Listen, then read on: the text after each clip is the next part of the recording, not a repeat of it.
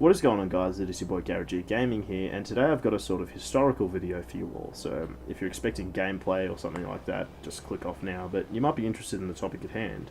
You see, I'm on a website called Quora, which is for questions and answers and all that kind of stuff. Basically, you can just ask anything and someone will answer your question generally. And this sort of popped up in my feed. I didn't ask nor respond to this question myself. However, I'm using the gentleman's script, and he was very nice of him to allow me to do so. So the person who entered this, his name is Fred Garvin, at least that's his Quora name. So yeah, the question was, what battles of World War II were fought over objectives of questionable strategic value? And this man has put the counterpoint forward that the strategic bombing campaign conducted by the RAF and USAF and the Allied powers during the Second World War was actually of little strategic value compared to what the resources and manpower could have been put towards instead. So I'm not sure many people will agree with this, but I thought it was an interesting counterpoint, especially to the many documentaries that have already been made on this subject, and most people's beliefs in general is that the bombing did indeed bring down the Third Reich.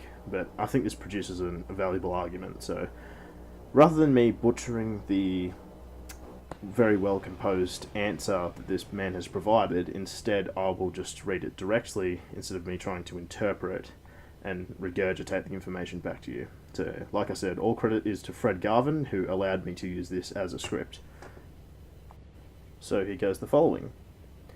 The strategic bombing campaigns by the RAF and USAF against Germany, German-occupied Europe, and German allies must be deemed an overall failure. They are based on an untested theory of air power stemming from incorrect assumptions.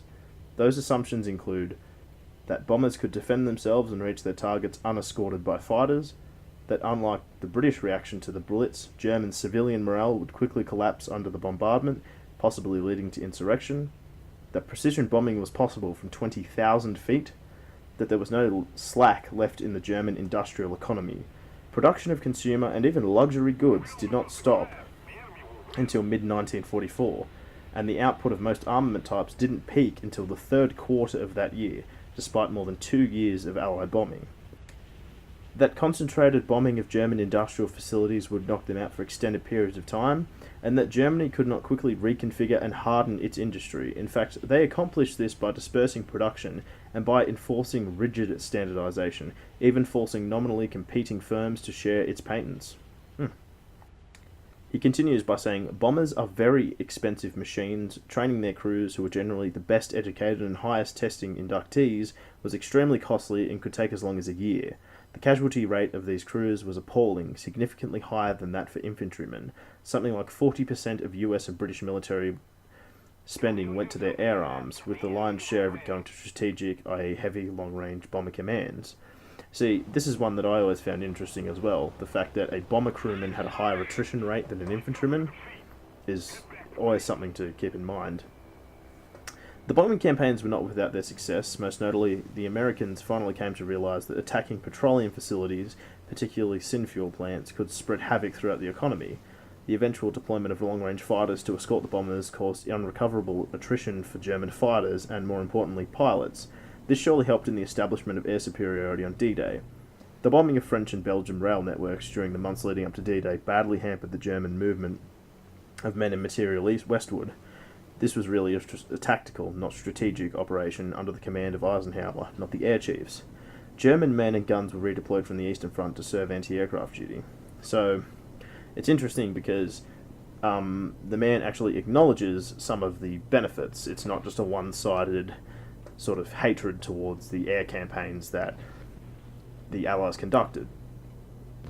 But most of the deterioration of German industry after mid-1944 can be attributed to the actions on the ground, not in the air. The Red Army occupied, Poesti oil... Romanian... I'm going to put the word up on the screen, try to say that.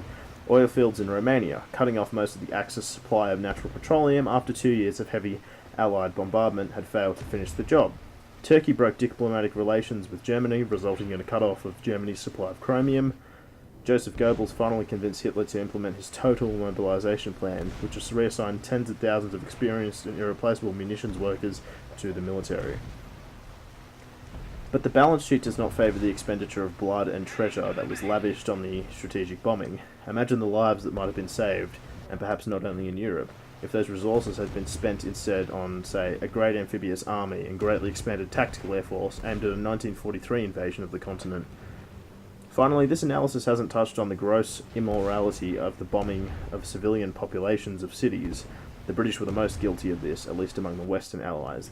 They had a euphemism for the strategy, the dehousing of war factory workers.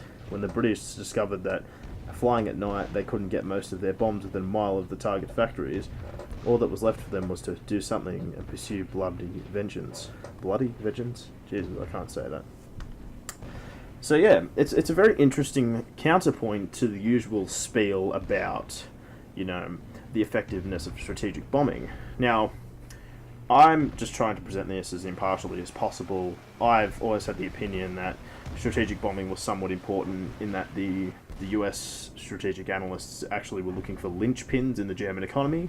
So the bombing of the ball bearing factory in Germany basically completely just annihilated the German.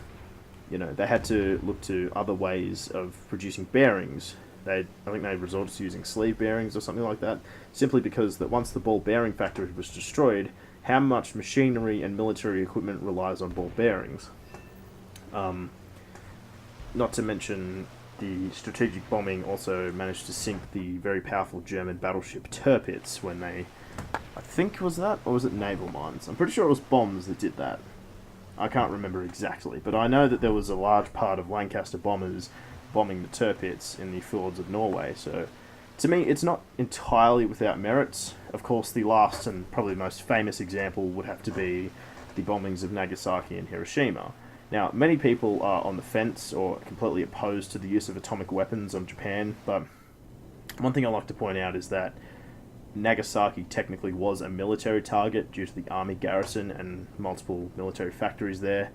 Aerial photography had shown that a lot of houses actually housed military manufacturing equipment, such as drills and presses, which technically makes those houses targets, because if you house methods of production, I think you're legal. But most notably is that the amount of lives that the atomic bombing saved. You see, while the atomic bombs did end up killing a lot of people, the only other two options would have been a total US, maybe even Allied, maybe even Soviet as well, invasion of Japan, which would have probably killed millions upon millions of Japanese and probably well over 1 million Allied casualties, or they could have blockaded and starved the entire island out. Again, a miserable death for a lot of people, a lot more than the atomic bombs ever killed. So the quick, clean method that the atomic bombs provided, I feel like was the more moral choice. So, yeah. Well, anyway, that's just my opinion, and I think it provides an interesting counterpoint.